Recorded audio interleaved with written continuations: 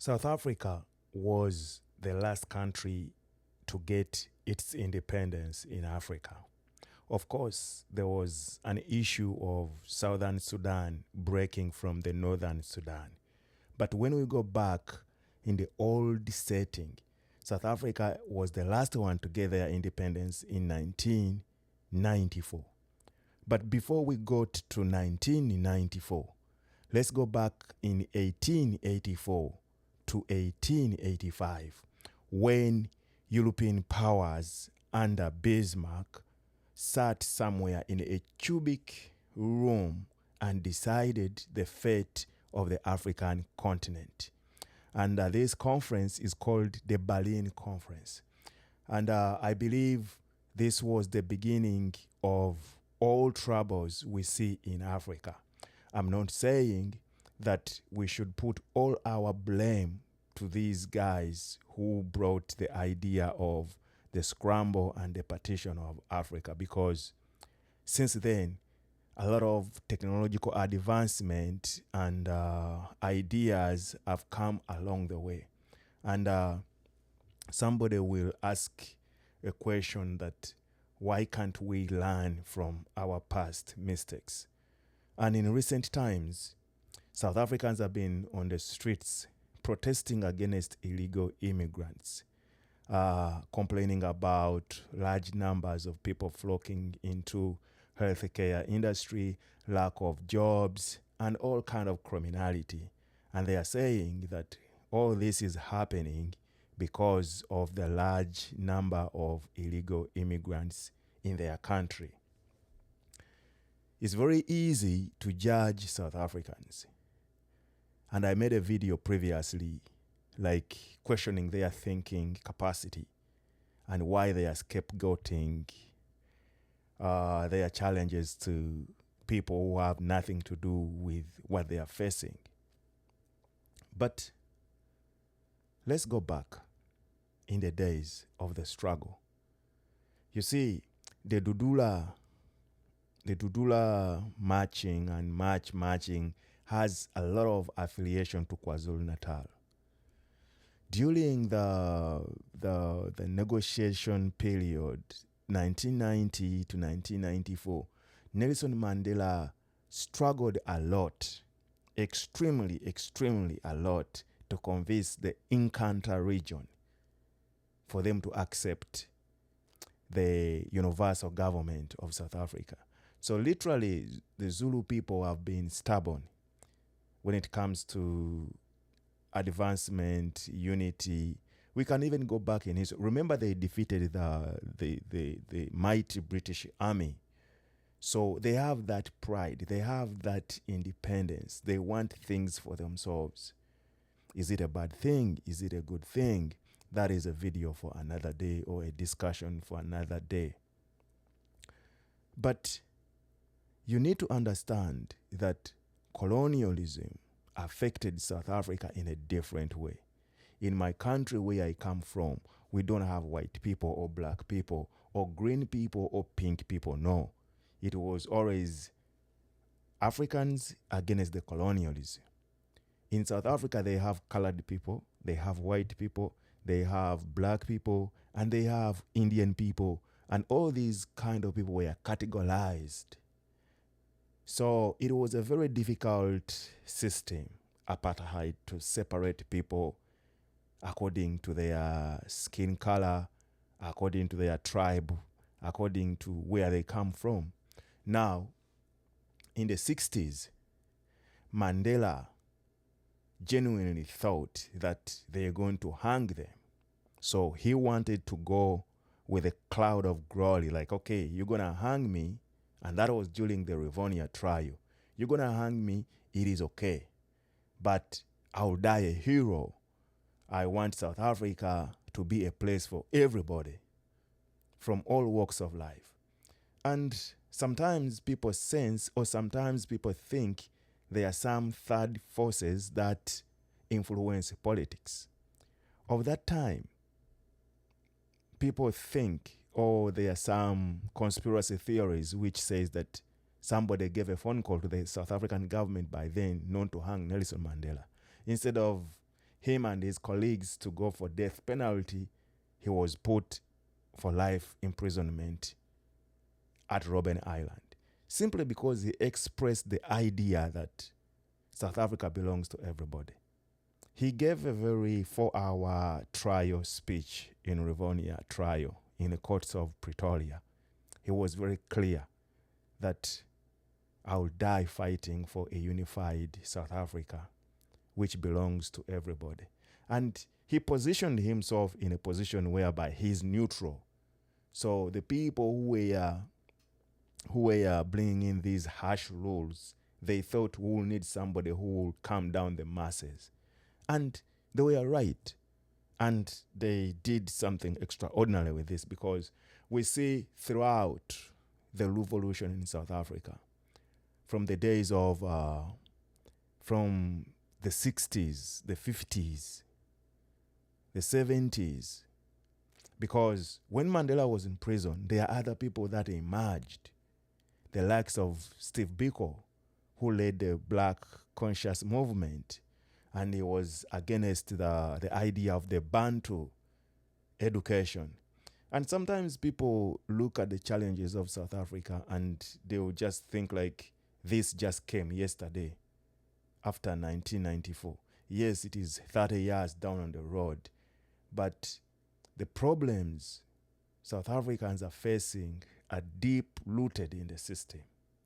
And it is the ideology and attitude of South Africans that has to change. Like I mentioned, apartheid affected them in a very different way. We had issues from the colonialists and other parts of the world, but we are not told that you guys are black or you are white or you are what. This alone put you in a box of not thinking. Because, let's be honest, Nelson Mandela wanted freedom, to be able to move from one place to another without being asked, where is your identification? And he achieved that. But he never achieved the land issue, because 90%, by the time 83% of the land, when Madiba came into power, it was still in the hands of the minority, which were the white people. And whoever owns land, he owns you. So South Africa has been a delicate issue. It has been on time bomb, especially when it comes to economics. People who own the land, people who own the banks, people who own the factories. So there is this large income inequality. The gap is too wide. You go to Stellenbosch and you'll find large pieces of land owned by two people, and their grandchildren live in Australia. When it is winter time, they travel to Melbourne. When it is summer, they come back and enjoy the beaches of Cape Town. So there is this issue of income inequality, this issue of unequal distribution of wealth. And it kept coming and growing and growing. But since politicians focus more on the next general election or who's going to be running the country instead of fixing the most difficult questions of the country, so you end up having, like, the grievances keep piling. And what do we get? Protests like this. And we also need to understand, because during the struggle of South Africa, there were prominent names. There are people who died. And up to now, we never got clear answers. Steve Biko was killed.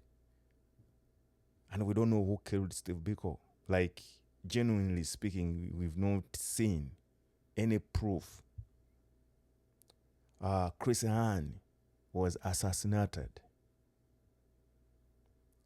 almost close to the independence. Like, all those people who advocated for equal distribution of wealth, they died before Nelson Mandela took power in 1994. So The system collapsed, but we only achieved freedom of movement. We never achieved the freedom of economics until the people who have the majority of the wealth are willing to share it.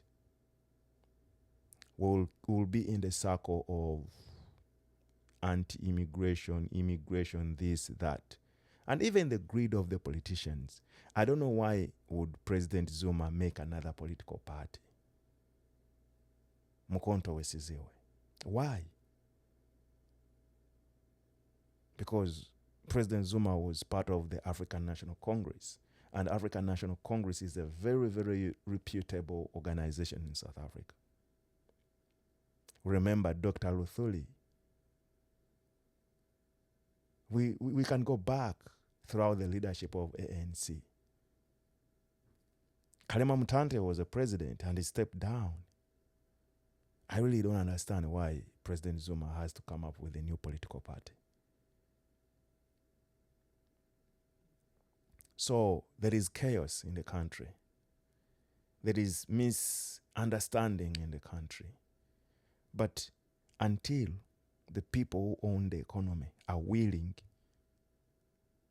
to close the income inequality, to have that kind of empathy, to share resources with everybody, we will keep having these issues.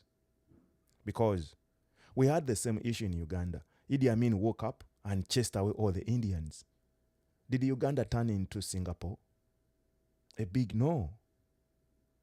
So it is not about the spaza shops created by immigrants that are causing chaos. The system has a problem and somebody has to fix it. And even before we blame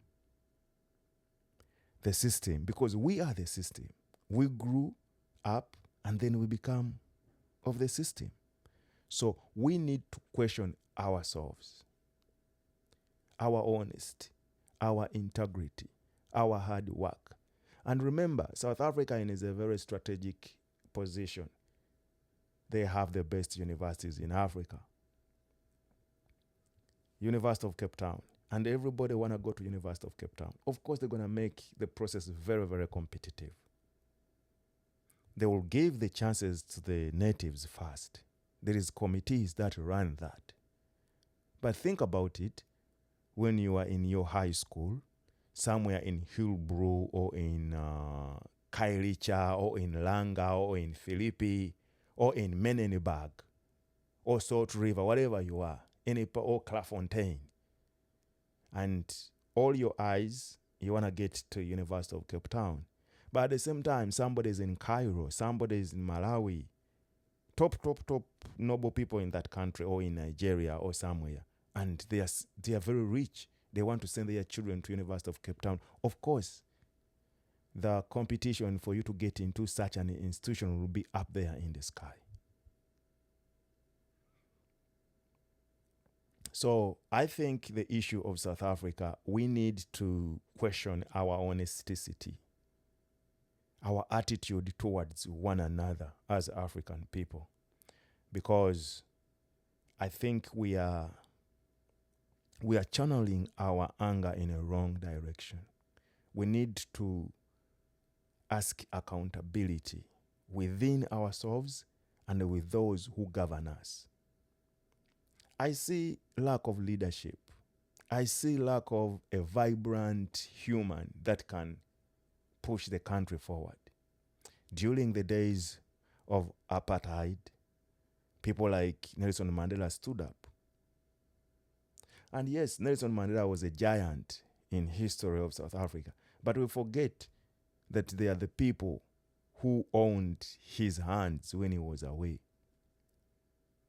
And we always have a tendency of not respecting people who stood simply because they made some small mistakes. I have big, huge respect for Winnie Madikizela. When Mandela was in prison, almost 40 years, almost all those 27 years, there was a vacuum. in leadership. That lady stood firm on the principles of the struggle of South Africa. And when Madiba came out of prison, they paid her with divorce. And I don't think she died a happy woman. So the issues of South Africa are very complicated. But we need to go back and study case by case. And the big elephant in the room is the people who own the resources, the people who have the economy in their hands. Until they soften their hearts and they are willing to share these resources with everybody, then we'll have a peaceful country. And the government of South Africa, why don't you work on immigration reforms? Give papers to everybody in South Africa and close up the borders. Make it straightforward.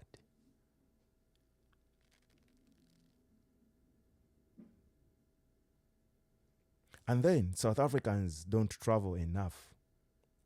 You see, a lot of people think South Africa is a European country in Africa. Probably the systems are the same. It's just that South Africa is in an African continent. So the issue of South Africa, we can beat around the bush. We can go here. We can blame ABCD until young South Africans are willing to dig deep and find out what is the major cause of our challenges. And we put our ego on the side and we make this country beautiful. Because I saw people on the streets questioning the validity of the Constitution. South Africa has got one of the best constitution in the world. That's why you can march. I'm just thinking about how people march and ask people credentials, their immigration status, and they are not immigration officers, and they are not police. Is something I'm thinking about it if I'm in another African country and all of a sudden I start to do that. What will happen to me?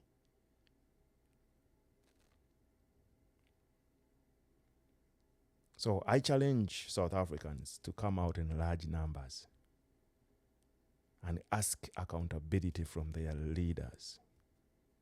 You see, to be president is not an easy thing because you have to work with everybody. You have to solve problems. You don't just become president all of a sudden. You must have that passion. You must be willing to negotiate on behalf of your people. But if you have leaders who talk like, and Julius Malema has been very vocal on this issue, and it's been right.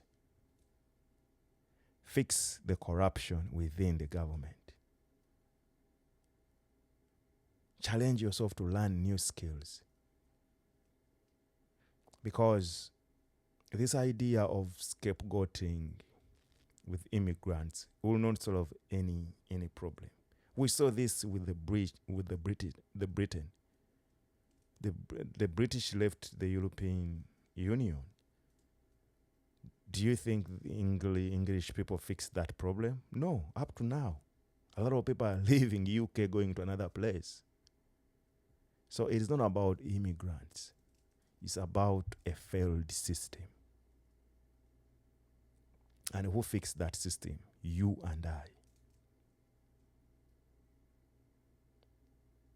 Learning new skills. Changing our attitude towards one another. And studying our history. Understanding our nations. You see, and sometimes questioning our beliefs. analyzing our beliefs, and sometimes compromising. I'll never forget, I think in 2000 something, before Nelson Mandela died, some people died in, you see, in South Africa, some cultures believe that you have to be circumcised to be a man. And there's a process, there's a procedure that people go through the mountain, and they have to follow a certain kind of cultural beliefs. And young people died.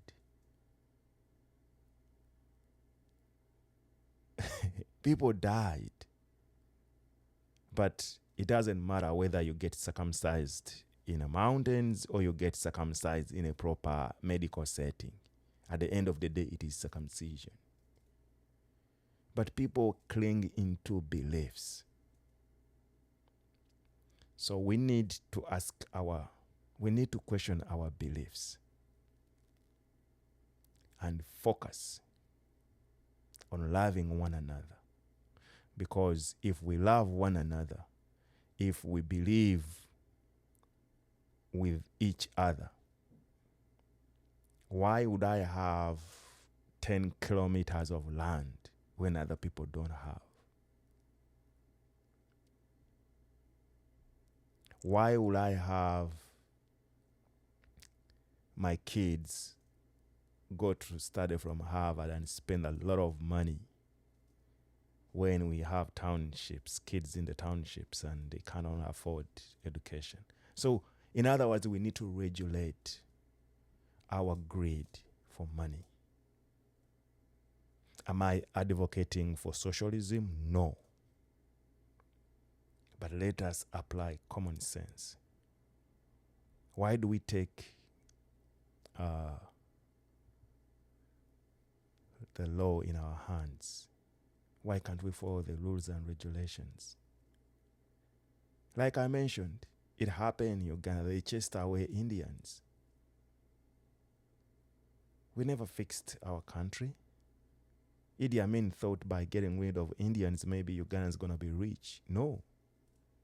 It happened with Britain. It is happening in America. So the issue is not about immigrants. The issue is about systems, accountability.